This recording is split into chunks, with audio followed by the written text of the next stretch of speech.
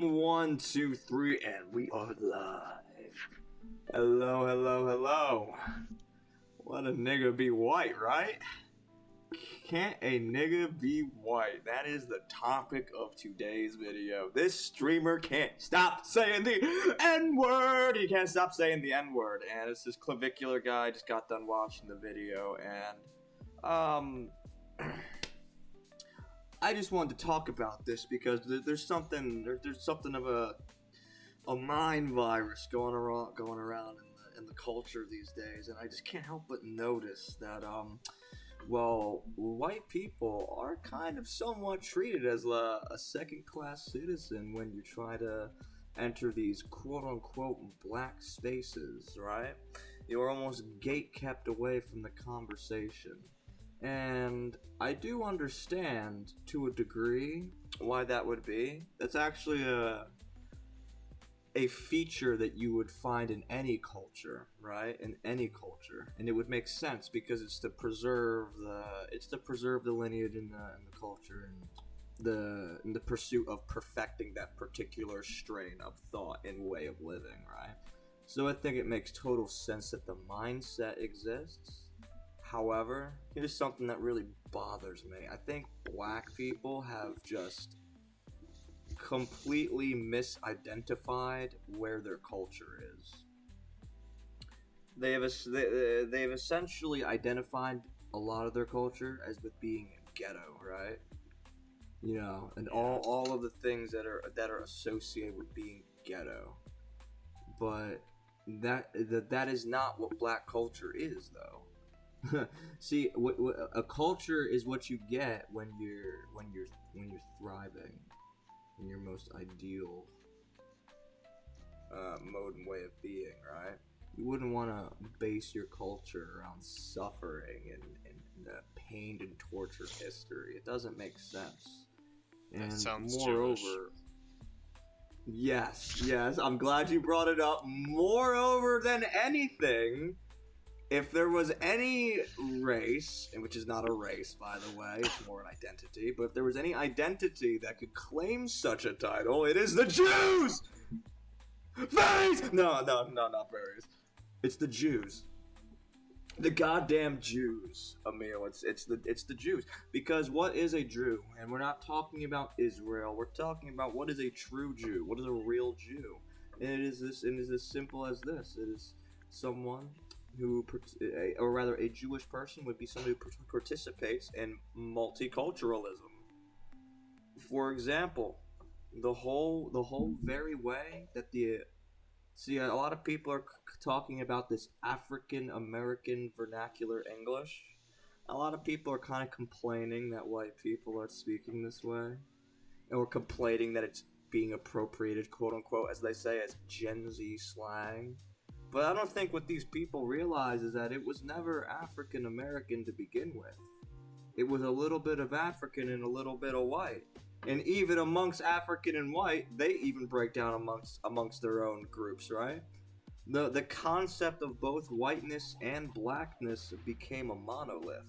They don't even fully represent a full racial identity. These monoliths of white and black culture that we've created are actually both just offshoots of what is essentially Jewish culture, multiculturalism. And there's this guy, Thomas Sowell, a lot of people would call him Uncle Tom, racist, whatever, blah, blah, blah, or the haters. He identified how a lot of the way black folks talk came from the way southern white folks talk, all the way back in England, right? And again, it only makes sense. They learned English from us. It was always a give and take and a dialogue, for better and for worse. Obviously worse, but you know, what doesn't kill you makes you stronger. And at the end of the day, we ended up through overcoming the hatred. We're still overcoming it, but once we do fully overcome the hatred, we will able to fully express what the mixing of that white and black culture looks like to its fullest extent, which is American culture. America is the project for the Jewish culture, which is multicultural in its nature. And so this is why whenever I see someone who gets held up about only black people can say the N-word, it just reads as gatekeeping. It just kind of reads as racism and almost ignorant to the cultural influences that ended up creating the entire dynamic in the first place. Because let's keep it a buck, and this is gonna sound terrible, but it is what it is, and it's a reality. But you don't get to be a nigga without having a fucking master, without an oppressor, without fucking someone cracking the whip, and someone had to play that villain role. You know what I mean? And that is how the attitude of a nigga came to be, which always existed, because what is the attitude of a nigga? It is someone who is ghetto, who is Jewish, who is oppressed, because guess what, Emil? Most of the world are Gentiles. Most people are racist. Most people prefer their own kind.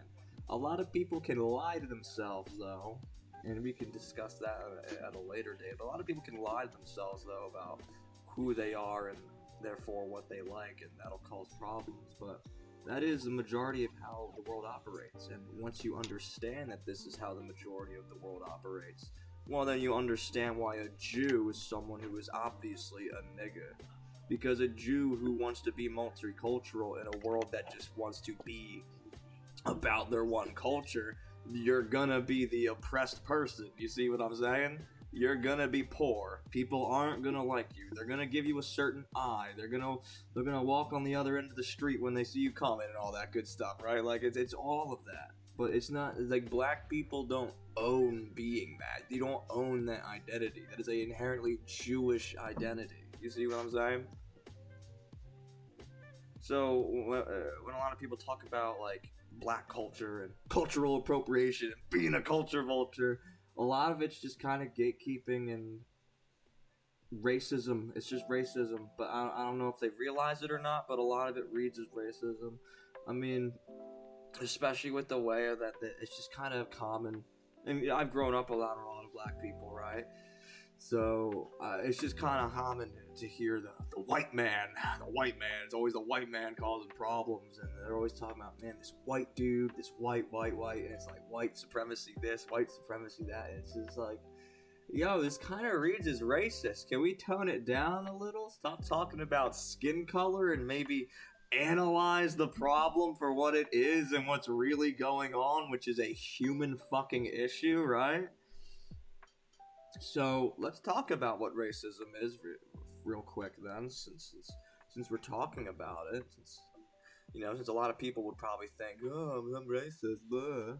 So racism is simply it is the people who would prefer to be with their own kind, the Gentiles, as it were, in the Bible, yes.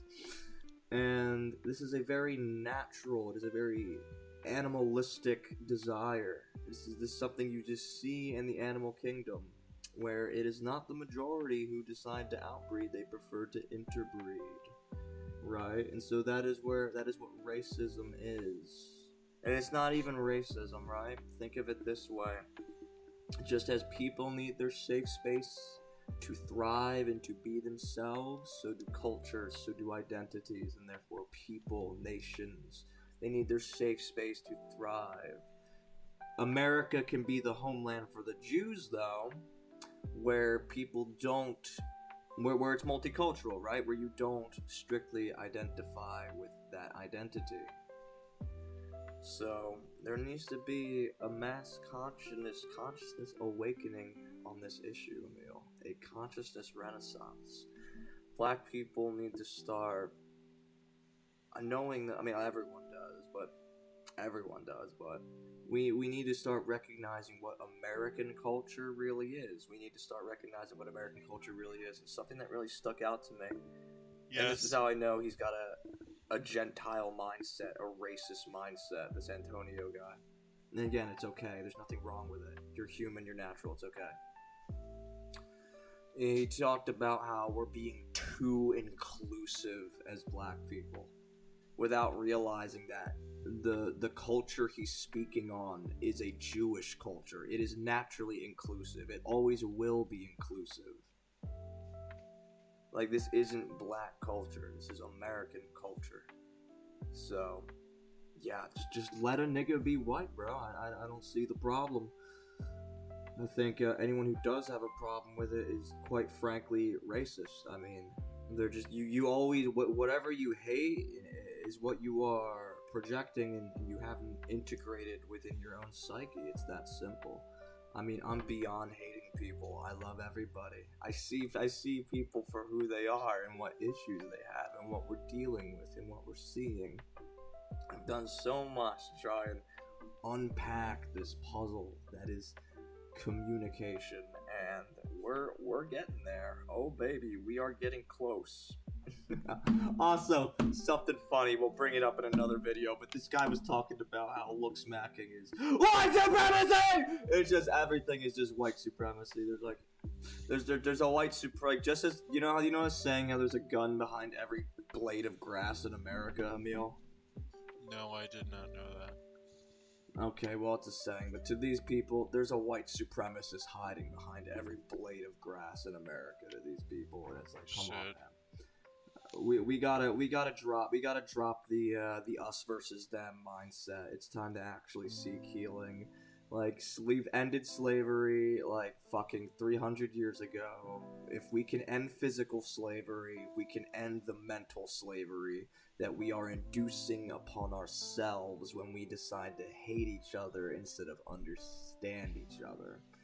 And a lot of that hatred, by the way, comes from this idea of competition. And you could perhaps blame the ways of survival and nature and capitalism for that, but people need to stop competing for each other in this like social power game where it's like, I'm the morally righteous one. I think people need to just start speaking with just complete, utter, and blunt honesty, like I am, because I don't give a fuck. I want change. I want real change. I want people to be better, and being true to myself is the only way that's going to happen, and everybody needs to follow my lead. You see what I'm saying? It's just, it is what it is, big boy. We got a new world to forge out here. So, yeah, what do you think? Can a nigga be white out, Emil? No, absolutely not. We should all be blue. Alright, so you're trolling me? Okay. Yeah, so I just wanted to talk about that, I guess. I mean, I guess we can also talk about this, though. Because I say nigga in, like, a real way, in a proper way. And this clavicular guy, to be honest, it is kind of cringe. It is kind of corny. I do see what people are talking about. Because he's not familiar with the word or its context or anything about it, really. You can tell he's very clumsy and awkward with it, and perhaps even, I'd even say maybe mocking a little bit. So I can understand why they would at least perhaps, like, accuse this guy of, not being loving. But for a guy like me, though, I think we can afford to give me the N-word pass. I think I've now finally let loose on what my skin color is now. Perhaps not my ethnicity. That's still surprising, but my color, my tone is definitely a bit more on the lighter side. Any final thoughts on this clavicular N-word situation? My nigga? Not really. I'm not gonna. I don't have a lot of comments about it. Shit. Well, since you're like I'm not you're offended. Actually, like, literally. It's just sort of I'm not offended. It's just sort of like it's a word people use. I mean, I wouldn't be offended by the word fuck. It depends how you use it too, because I mean, there's aggressive ways to use it. There's friendly ways to use it. There's joking ways to use it. I mean, it's a dynamic word. And white people shouldn't be gate-kept away from it. So, I mean, shit, Emil, you're quite literally a Jew, at least in my understanding of the world, because you quite literally want to date a black woman. So I think you should. I think you should definitely let a nigga be white, because you're trying to. You're trying to. You know what I'm saying? No. All right, all right. It's because you're literally outbreeding. You're literally a Jew, and this is Jewish culture. It's a Jewish thing to be a nigga, so you're a nigga. And honestly, when I look at you, yeah, you kind of do look like one. You kind of do look like one. All And I'm right. sure. And as soon as you put a turban on my head, people would say the same thing about me. I promise you. They think I'm white until I don the turban. Then it's suddenly Actually, Allahu people thought you were Akbar, right? Mexican. They did, but that's because they were ignorant. They thought Mexican because I kind of look white, but they didn't want to say Middle Eastern because I looked a little too, you know what I mean? Like I wasn't quite tan enough for that. Well, Or ugly enough, I guess. this I was don't know. back in Shit, like that was bad. this was back in elementary school when it wasn't so the Middle Eastern area wasn't so focused on, and like your skin tone was closer to Mexican, at least so people thought. Your skin tone, the ugly little mustache you had. Yeah, I could see that.